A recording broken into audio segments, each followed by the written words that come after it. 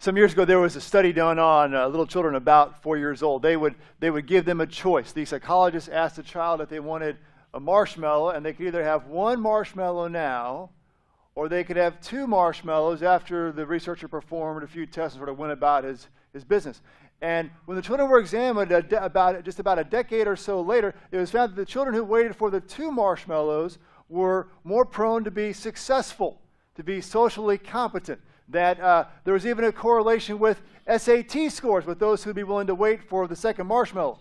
Now, waiting for the marshmallow is found to be a sign of uncommon maturity in those children. Now, of course, it's only a study, but I know at least my boys are always wondering why I tell them to wait for 2 marshmallows rather than 1 when I'm passing them out. But there's a point, I think, that comes in people's lives when we stop living for the present and we begin to live for the future. We determine we're going to save rather than spend. We work out our bodies rather than work out our fork. We forgive rather than forget about our friends when they wrong us. We sweat and we save and we forgive now so we can enjoy a good life later. We ultimately learn it is in our own best self-interest to delay gratification. But there's another stage of maturity when we determine that we're going to live to outstrip and even outlive our own self-interest and our own self-gratification. We determine we want to be someone who leaves a mark on the future, whose life has a legacy. The Roman emperor and philosopher Marcus Aurelius got to this point when he said, what we do now echoes throughout eternity. So today, at the end of the service, we're going to ask you to bring forward your commitments for the Rise Up and Build capital campaign. We're going to wrap up our study of Nehemiah, and we're going to see that Nehemiah wanted to leave a legacy. He wanted to see that his labors, his sacrifice, that it would echo throughout eternity. And as we bring forward our commitments, as we bring forward our gifts, as we continue to build Cornerstone Presbyterian Church, we may very well want the same thing. We may be sitting here this morning wondering, what is my legacy going to be? We may be wondering just how what we have done and what we're doing and what we will do will echo throughout eternity. So this morning I want to ask a question. How do we leave a legacy? How might our works echo throughout eternity? How do we live so that our life makes an impact even beyond our existence? This was the desire of Nehemiah's heart, and he asked the Lord to ensure that what he did and what he said and what he offered would prosper, and it would resound long after he had left the earth. Nehemiah 5:19 says, "Remember for my good, O my God, all that I've done for this people." This is a bold prayer. This is a really bold prayer. And it is a bold hope, but it's not unreasonable. Why? Why did Nehemiah have this expectation? First, Nehemiah gave his heart to God. Second, Nehemiah poured out his power to serve. And he, third, used his blessings to bless. What does this look like? Let's look at them one by one. First, Nehemiah gave his heart to God. He gave his heart to God. There is a key verse right here in the middle of this passage that reveals Nehemiah's heart, and it explains his motivation. After Nehemiah explained why, as the governor of Judea, he did things very, very differently than all of his predecessors did, he went on to say, even their servants lorded it over the people, but I did not do so because of the fear of the Lord. The fear of the Lord. Now there's a little phrase there, fear of the Lord. And this appears hundreds of times in the Old Testament. It describes a condition of the heart that the Lord seeks. It describes a desire for his children. But what does it mean? Now, it does not mean to be afraid of the Lord in the same way that I am afraid of snakes or creepy clowns or the IRS saying you're being audited or even a West Coast road trip for the Royals. It's not that kind of fear. Fear of the Lord means two things. It means love and respect. Love and respect. Love of the Lord means intimacy with God. It means a connection with Jesus. When we love someone, what do we want to do? We want to be with him. We want to be with her. We want to be near them. There's a tenderness when we love. We want to please them just because of how we feel about them. We're made to love the Lord. We're made to delight in the Lord. In fact, loving the Lord is key. It is key to the abundance of his promises. Psalm 37:4 promises, delight in the Lord and he will give you the desires of your heart. Delight in the Lord, he'll give you the desires of his heart. Respect to the Lord means to hold him higher than anyone or anything else. When we respect someone, it means they have authority in our life. It means that we listen to them. We hold their opinion, their word, their will in higher regard than anyone or anything else, including our own. We want to honor them in what we say and do. And just like we need love and respect in our marriages, in our close relationships, we need love and we need respect in our relationship with the Lord. Love without respect becomes mushy, becomes muddled. Respect without love becomes frightful and forced. That's why we need both. You see, fearing the Lord is this amazing grace. It is an amazing grace that creates astounding freedom in our life. And we see this in Nehemiah's life so very, very clearly. The Bible's teaching about the fear of the Lord is so clear. It is so very clear. Either we fear the Lord or we fear the world. Either we fear the Lord or we fear the world. When we fear the Lord, when we love and respect Jesus Christ, our fear, meaning our terror and trepidation and dread of the world, dissipates. It just simply falls away. So we're faced with a choice. If we love and respect God, we can face this world without fear. We can be more than conquerors through him who loves us. We can have courage to stand up for what is right, and we need not die a coward's death. When we love and respect Jesus, we can face this paper tiger of a world with all its empty threats and false promises. How was Nehemiah able to be generous, to be courageous in his life and leave a legacy that has lasted for centuries, thousands of years? He feared the Lord. He feared the Lord. Very, very simple. Second, Nehemiah poured out his power to serve. He poured out his power to serve. Listen again to Nehemiah chapter 5, verses 14 through 16. He says, moreover, from the time that I was appointed to be their governor in the land of Judah, from the 20th year to the 32nd year of Artaxerxes the king, 12 years, neither I nor my brothers ate the food allowance of the governor. The former governors who were before me laid heavy burdens on the people and took from them their daily ration, 40 shekels of silver. Even their servants lorded it over the people, but I did not do so because of the fear of the Lord. I also persevered in the work on the wall, and we acquired no land, and all my servants were gathered there for the work.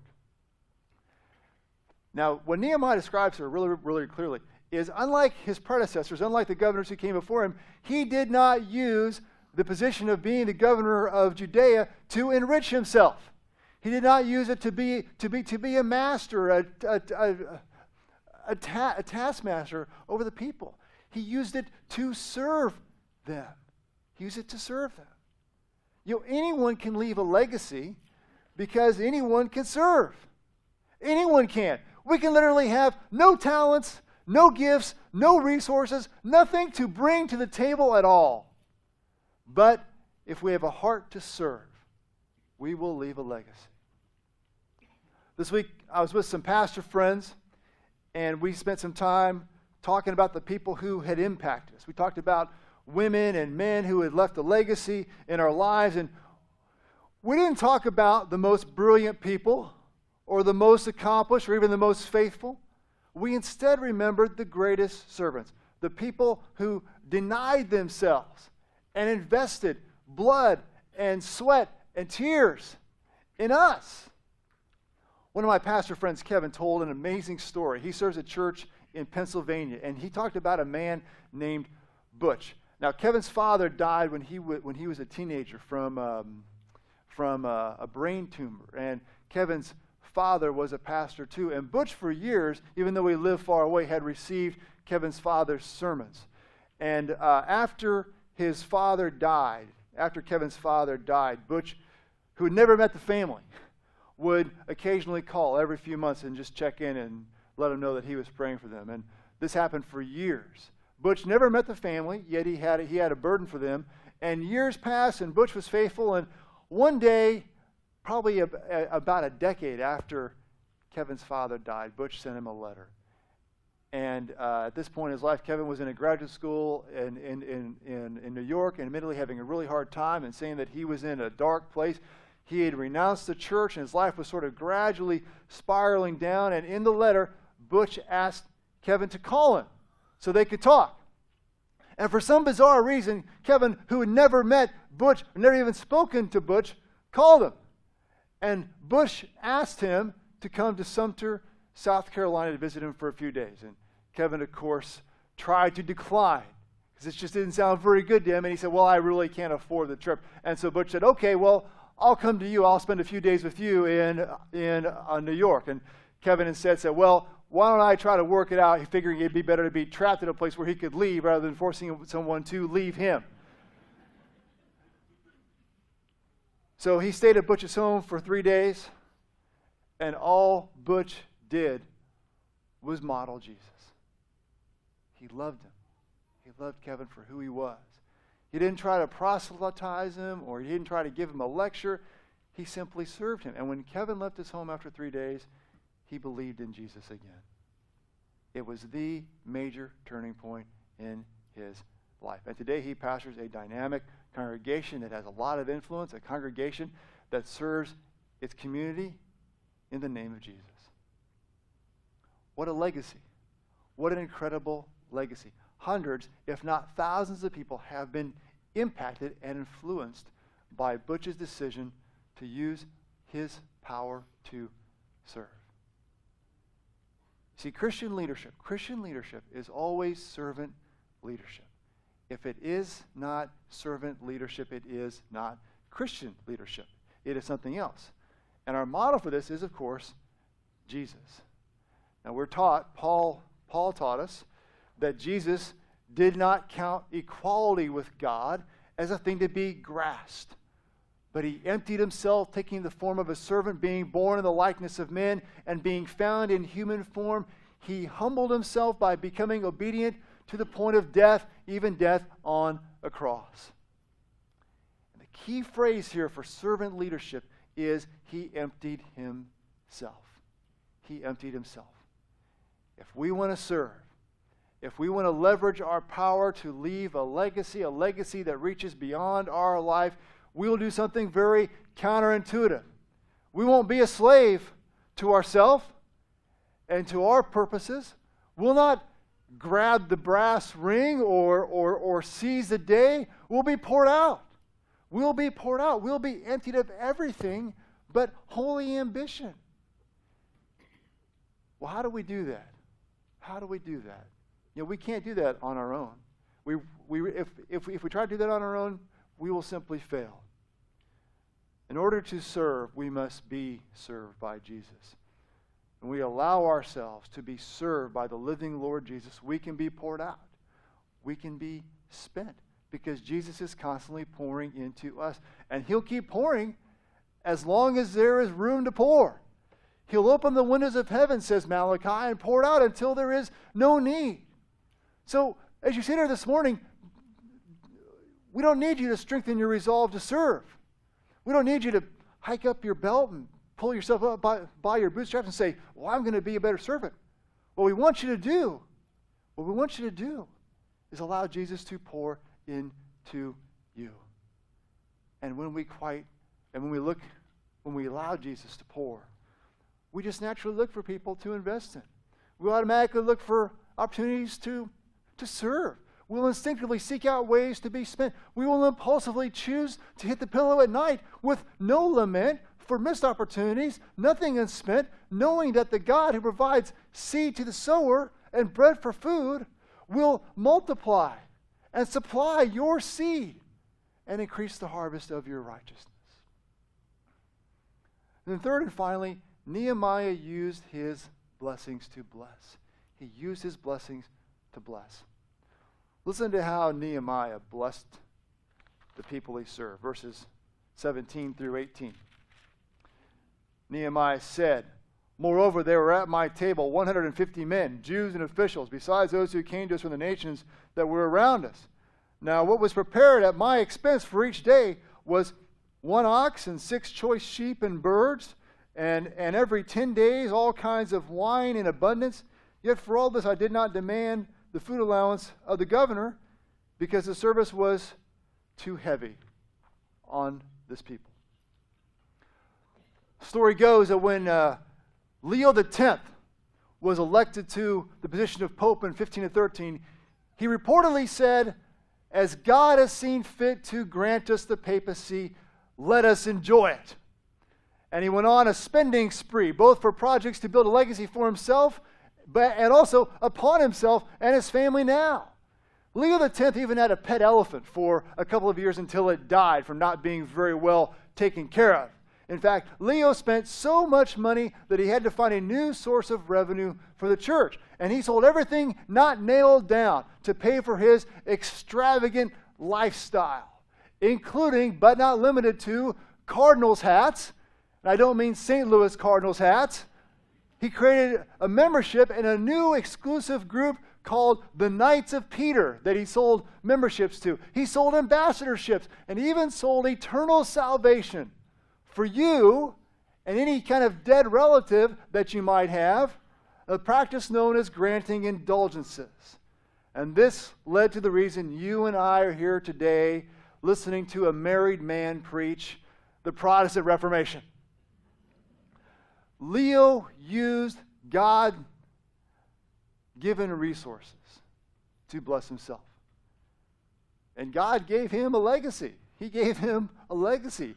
Not the legacy he wanted, but a legacy nonetheless. Nehemiah's legacy is different. It's different. Despite the fact that every governor before Nehemiah had used his position to bless himself and to enrich his family, Nehemiah did not. Nehemiah was generous. He used his blessings to bless. Nehemiah paid out of his own bank account for the 150 men and the leaders of the people, as well as officials and emissaries from foreign nations, to sit around the governor's table. And by the way, Nehemiah could have used the king's treasury to do this, but he did not. He wanted all that to go toward caring for the people. He could have used the governor's table to curry favor, to make friends and influence people at no expense to himself. Nehemiah didn't do that. Nehemiah paid for it. And by the way, Nehemiah did not serve PB&J and ramen noodles and hot dogs and Spam at his table. The man knew how to eat. Every single day, they killed an ox. They killed 6 sheep. And they had JFC every single day. Jerusalem fried chicken. Nehemiah was not stingy with the wine. He let it pour.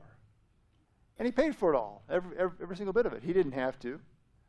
No one who came before him did this. No one expected it to be done. He just chose to lead differently. He chose to lead as a child of God. You're looking for a mission statement for the people of God? The identity of the people of God is summarized simply in Genesis 12 when God called Abraham. He said that Abraham's children, meaning you and me, would be blessed to be a blessing to the entire world. Simple as that. The core characteristic of God's people is that we have been blessed to be a blessing to the whole world. When we use our blessings to bless, Jesus does some amazing things. Amazing things. Let me just mention 2 before we close. The first thing Jesus does is he multiplies. He multiplies. The parable of the loaves and fishes is a great example here. The disciples took 5 loaves and 2 fishes and they placed them in Jesus' hands, and Jesus, he looked to heaven, he gave thanks, and he broke them. And they fed 5,000 people that day with 12 baskets left over. Now some of the skeptics among us here may say, well, Eric, come on. That was Jesus. He himself did that by his own supernatural creative powers. We can't possibly replicate that kind of thing. Well, I disagree. I disagree for a lot of reasons. Because the Holy Spirit's with us. He can do the same thing. But we also see how Nehemiah how God did the same thing during his life. If we read ahead to Nehemiah chapter 7, we see that Nehemiah's generosity to God was indeed shaken together, pressed down, and running over. Nehemiah, in addition to how he cared for people around his table, Nehemiah gave a small fortune to the treasury. 1,000 derricks of gold and 50 basins and 30 priest garments and 500 minas of silver. And the total value of this would have been worth millions and millions of dollars. In turn, in response to how Nehemiah was generous, the nobles gave 20,000 derricks of gold and 2,200 minas of silver. You remember the nobles from last week, the same people who had been greedy oppressors, who made slaves of the people, who practiced usury and slavery, taking advantage of the famine to oppress the poorest and the weakest and the smallest among them? They had an amazing supernatural heart change in a matter of weeks. And the working people, the poor, who again you may remember from last week, who were enslaved, who were indebted, who had been for 80 years, had nothing at all to their name, they also gave 20,000 derricks of gold and 2,200 minas of silver and 67 priests' garments. This was an amazing outpouring, inspired and empowered by Nehemiah's determination to bless. That's not all Jesus does. Jesus does not just multiply. He also magnifies. He magnifies. Now, magnify is an old word that means glorify. It means give glory to. Psalm 69 teaches, I will magnify the Lord with thanksgiving. When we use our blessings to bless, Jesus magnifies us. Jesus glorifies us. Does anyone recall in the New Testament the one person called out by Jesus saying about her, she will leave a legacy? Anyone recall? He said of her, wherever this gospel is preached in the whole world, what she has done will be told in memory of her. There's a woman who spent an equivalent of a year's salary on some perfume anointing Jesus for burial before he went to the cross. She blessed Jesus, and Jesus magnified her. Jesus also took the time to point out a widow who he saw putting 2 small copper coins into the temple offering. And monetarily, it wasn't much, but it was all she had. She gave out of her poverty, not out of her abundance, so Jesus magnified her. Why do we talk about Nehemiah 2,500 years later and half a world away? Why do we celebrate God's people who stood next to each other, shoulder to shoulder, and rebuilt the wall? Why do we take them as an example? Why do we study their lives? Why do we tell their story, link their story and ours? Because they used God's blessings to bless. So God has magnified them. God has glorified them. God remembers what they did, and he asks us to remember it too, to see what he does when his people determine to be a blessing. And so we're faced with a choice. We have a choice. We can greedily grab one marshmallow now. We can bless ourselves. We can fill our bellies. We can satisfy our appetites immediately. Or we can be a blessing and let the Lord open the windows of heaven and magnify us. We can pray with integrity. Remember me, O Lord. Remember all the good that I've done. And God will remember. He will remember. He will remember his promises. Someday, when our story is told, it'll be told by people whose lives have been forever changed. Their lives that have been infused with the gospel, their brokenness redeemed, families repaired, hope restored, because God's people at Cornerstone Presbyterian Church said, let us rise up and build. And God will bless us. Not with a building. It's much bigger than that. He'll bless us with a legacy of changed lives. Changed lives that will echo throughout eternity. Sheldon, would you pray with us, please?